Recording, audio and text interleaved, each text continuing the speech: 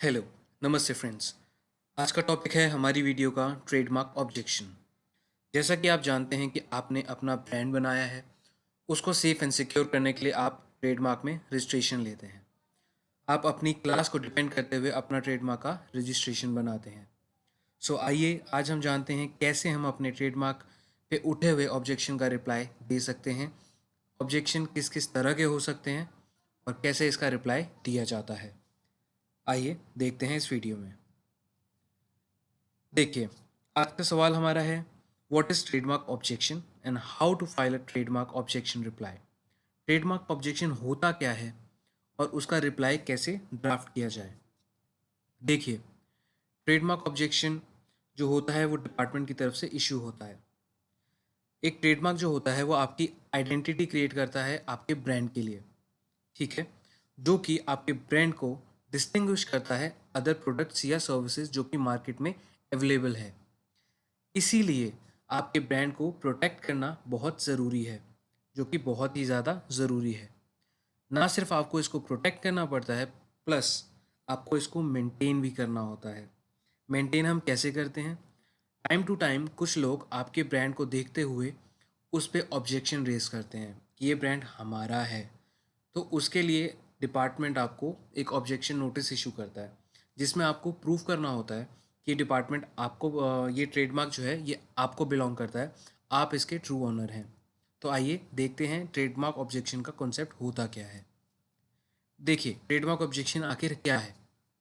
Trademark objection जो होता है वो इनिशियल स्टेज पे आता है जब आप ट्रेडमार्क की एप्लीकेशन सबमिट करते हैं।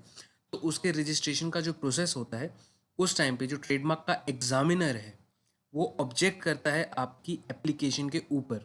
कुछ रीजंस होते हैं, कुछ वजहें होती हैं। इसीलिए ऑब्जेक्शन होने का मतलब ये नहीं है कि आपको मना कर दिया गया है। ऑब्जेक्शन आने का मतलब है कि आपसे एक अपॉर्चुनिटी दी जा रही है, जिसके बेस पे आपको एक रिप्लाई फाइल करना है, जिसको देखते हुए जो आपका ट्रेडमार्क का एग्जामिनर है वो आगे प्रोसेस करेगा आपके ट्रेडमार्क की एप्लीकेशन को। अब जो रजिस्ट्रार होता है, हमारा ट्रेडमार्क एग्जामिनर होता है, वो आपसे वैलिड रीजंस मांगता है, एक्सप्लेनेशंस मांगता है आपके ट्रेडमार्क के रिगार्डिंग, कि क्या एक्चुअल में आप उसके जेन्युइन ओनर हैं, आपका ट्रेडमार्क सबसे अलग कैसे है और उसको रजिस्टर क्यों किया जाए। तो इसीलिए एग्जामिनर जो एप्लीकेंट होता है उसको एक अपॉर्चुनिटी देता है कि अपने ट्रेडमार्क को एक्सप्लेन कर सके, ताकि वो एग्जामिनर ये देख पाए कि वो जो आप ट्रेडमार्क अप्लाई कर रहे हैं वो क्राइटेरिया को फुलफिल करता है रजिस्ट्रेशन के लिए। देखिए, देयर आर मोटा मोटी इसके दो स्पेसिफिक रीज़न होते हैं ट्रेडमार्क ऑब्जेक्शन के। पहला, आपने ट्रेडमार्क एप्लीकेशन में गलत या अधूरी इंफॉर्मेशन दी है, या फिर दूसरा मेन कॉमन रीज़न ये है कि आपने जो ट्रेडमार्क अप्लाई करा है वो दूसरे ट्रेडमार्क से मिलता है, जो कि ऑलरेडी एग्जिस्ट करता है और उसकी रजिस्ट्रेशन हो रखी है। नेक्स्ट, हम डिस्कस करते हैं कि ट्रेडमार्क का जो ऑब्जेक्शन होता है, अगर वो हमारी एप्लीकेशन फाइल करने में जो गलती हुई है अगर उसकी वजह से हो, तो उसके अंदर क्या हो सकता है। एक ट्रेडमार्क एप्लीकेशन जो होती है उसको परफेक्ट होना चाहिए, उसमें कोई भी गलत जानकारी नहीं होनी चाहिए। अगर उसके अंदर कोई भी गलत जानकारी होती है, जैसे कि एप्लीकेंट का नाम ही गलत दे रखा हो, आपका प्रिंसिपल प्लेस ऑफ बिजनेस वो गलत दे रखा हो, तो उसकी वजह से ऑब्जेक्शन आ जाता है। देखिए, अगर आप इनकरेक्ट डिटेल्स देते हैं अपने ट्रेडमार्क फॉर्म में, जिसका मतलब है कि आपने ट्रेडमार्क का नाम गलत दे दिया, प्रिंसिपल प्लेस ऑफ बिजनेस दे दिया, या फिर उससे जुड़ी हुई कोई भी जानकारी गलत दी, तो ट्रेडमार्क का जो एग्जामिनर है वो ऑब्जेक्शन उठाएगा ही उठाएगा। इसलिए हमेशा ध्यान दें कि जब भी आप ट्रेडमार्क की एप्लीकेशन कर रहे हैं तो आप एक एक्सपर्ट की सलाह लें, जिससे कि ये वाला ऑब्जेक्शन ना आ पाए। दूसरा रीज़न होता है कि आपने गलत तरीके से ट्रेडमार्क फॉर्म को फाइल कर दिया है, सबमिट कर दिया है। जैसे कि एग्जामिनर जो है वो ऑब्जेक्शन रेज करेगा आपकी एप्लीकेशन के खिलाफ अगर आपका फॉर्म ही इनकरेक्ट हो। अगर आप किसी ट्रेडमार्क अटॉर्नी से या फिर एजेंट से फॉर्म भरवाते हैं, तो फिर आपको डिटेल्स देनी पड़ती हैं, जिसके अंदर वो अपना प्रॉपर डिटेल नंबर देगा कि हाँ जी, हमने ये एजेंट यूज़ किया था और उसके अंदर सारी डिटेल्स हैं। आमतौर पे होता क्या है कि अगर आप एक अनएक्सपीरियंस्ड एजेंट हो गया या अटॉर्नी हो गया या फ्रेशर बंदे से अप्लाई करवाते हैं, तो वो कभी कभार आपसे पावर ऑफ अटॉर्नी लेते हैं। पावर ऑफ अटॉर्नी में कभी कभार आमतौर पे ऐसा हो जाता है कि आपके सिग्नेचर वो लेना भूल जाते हैं, और जल्दी जल्दी फॉर्म फाइल करने के चक्कर में आपका फॉर्म ऐसे ही सबमिट हो जाता है, फ़ीस पे कर दी जाती है, और बाद में आपको एक इनकम्प्लीट का ऑब्जेक्शन रेज हो जाता है।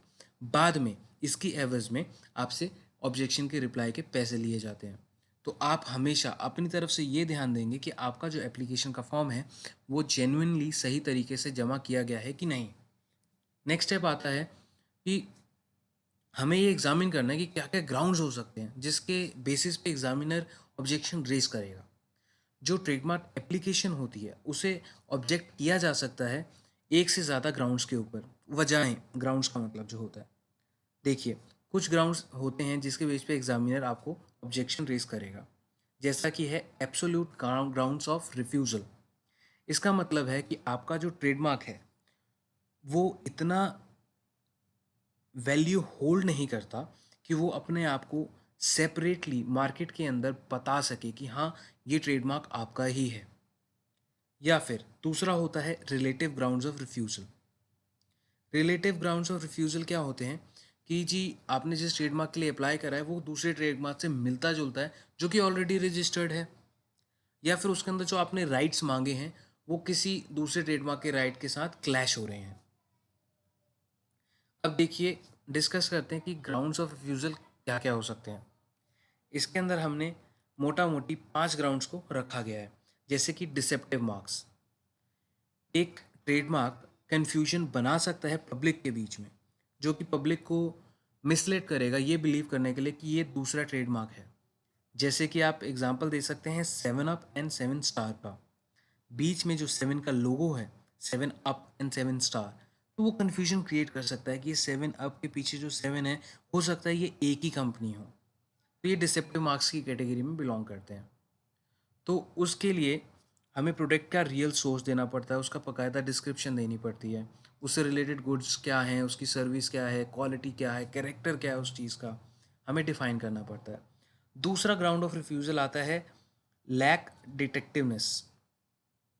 If a mark lacks distinctiveness, अगर आपका मार्क जो है वो अपने आप को भिन्न नहीं कर सकता दूसरे लोगों से, दूसरों लोगों के मन में एक डिलेमा क्रिएट करेगा, और एक कस्टमर को या कंज्यूमर को उस ट्रेडमार्क को अलग से वो पहचान पाए, वैसा नहीं कर पाए, तो फिर वो एक ग्राउंड ऑफ रिफ्यूज़ल बनता है। जैसे कि एक एप्पल का लोगो है, लोगों को पता है कि एप्पल आईफोन के अंदर ही आता है या आईफोन एप्पल कंपनी का प्रोडक्ट है, तो ये डिस्टिंक्टिव है, इसके बारे में अलग से पता चल जाता है, आपको कन्फ्यूजन नहीं होती। अगर आप बोलते हैं कि आप कौन सा फ़ोन यूज़ कर रहे हैं, एप्पल का फ़ोन यूज़ कर रहे हैं, तो ये एकदम डिस्टिंक्टिव है, भिन्न है, सेपरेट है। तीसरा रीज़न आता है ग्राउंड ऑफ रिफ्यूज़ल में existence of an identical trademark.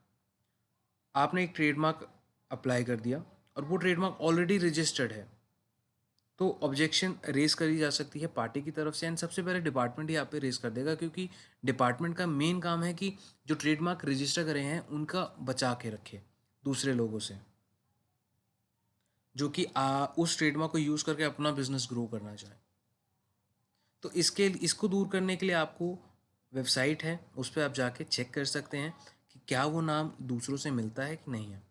इसके ऊपर हम एक सेपरेट वीडियो बनाएंगे कि कैसे जाके उस वेबसाइट पे चेक करें, क्योंकि हमारे सब्सक्राइबर्स के ऊपर ये कन्फ्यूजन आ रही है कि वो फाइल तो खुद कर पा रहे हैं, पर उनके ऊपर फॉर्म ही गलत सबमिट हो जाता है, वो ट्रेडमार्क सर्च ही नहीं कर पाते कि उनका ट्रेडमार्क एक्चुअल में सेपरेट है, डिस्टिंक्टिव है सबसे। अब हम आते हैं चौथे ग्राउंड के ऊपर रिफ्यूज़ल के। हमने जो स्पेसिफिकेशंस है अपने प्रोडक्ट की, अपने ट्रेडमार्क की, वही गलत दे दी। मतलब जैसे आप आटा मैन्युफैक्चर करते हैं, ठीक है, फ्लोर आप मैन्युफैक्चर करते हैं, बट आपने क्लास 29 पकड़ ली, उसके अंदर मिल्क प्रोडक्ट्स आ जाएगा, मीट आइटम्स आते हैं, फिशरी आइटम्स आते हैं, तो उस आपने प्रोडक्ट की स्पेसिफिकेशन ही गलत पकड़ ली, तो वो एक ग्राउंड ऑफ रिफ्यूज़ल बन जाता है। पांचवा है ऑफेंसिव और obscene words as a part of trademark. आप कुछ शब्द नहीं इस्तेमाल कर सकते जो सार्वजनिक तौर पे इस्तेमाल नहीं किए जा सकते। नेक्स्ट वीडियो आता है एग्जामिनेशन रिपोर्ट पे कैसे रिप्लाई किया जाए। जैसे ही हमारे को रिपोर्ट जनरेट होती है, हमें जल्द से जल्द उसके ऊपर 30 दिन के अंदर अपना रिप्लाई देना होता है। इससे हमारा पैसा बचता है, हमारा ब्रांड सेफ रहता है। अब इस वीडियो से हम क्या लेके जा सकते हैं घर पे? इस वीडियो से हम ये देख सकते हैं कि ब्रांड को बना के रखना और बचा के रखना बहुत ज़रूरी है। उसके लिए हमें ट्रेडमार्क की एप्लीकेशन सबमिट करनी चाहिए और ट्रेडमार्क के फॉर्म को सही तरीके से भरना चाहिए। ट्रेडमार्क का ऑब्जेक्शन अगर आता है तो उस पर टाइमली रिप्लाई देना चाहिए, जिसकी वजह से हमारा टाइम, पैसा और ब्रांड तीनों बचते हैं। अगर हम ये सही टाइम पे ना कर पाएँ तो हमारा जो ट्रेडमार्क है उसे अबैंडन करना पड़ता है। उससे हमारी ट्रेडमार्क की फ़ीस जाती है, हमारा ब्रांड भी इनसिक्योर हो जाता है और हम अपने ब्रांड को बचा नहीं पाते। अब डिस्क्लेमर, ये जो वीडियो है ये सिर्फ आपकी नॉलेज के लिए बनाई गई है।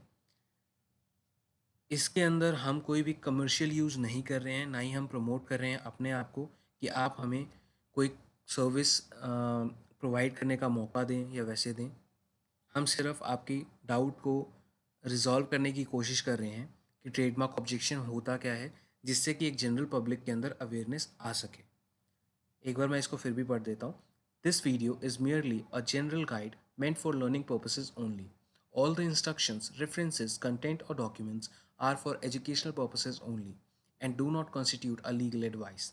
We do not accept any liabilities whatsoever for any losses caused directly or indirectly by the use/reliance of any information contained in this video, or for any conclusion of the information prior to acting upon this video. You are suggested to seek the advice of your financial, legal, tax, or professional advisors as to the risks involved may be obtained, and necessary due diligence, etc., may be done at your end only. This is not an advertisement at all, it's just knowledge sharing. सो दोस्तों, हम आपका शुक्रिया करते हैं कि आपने अपना time दिया इस वीडियो को देखने के लिए। आपका दिन शुभ हो।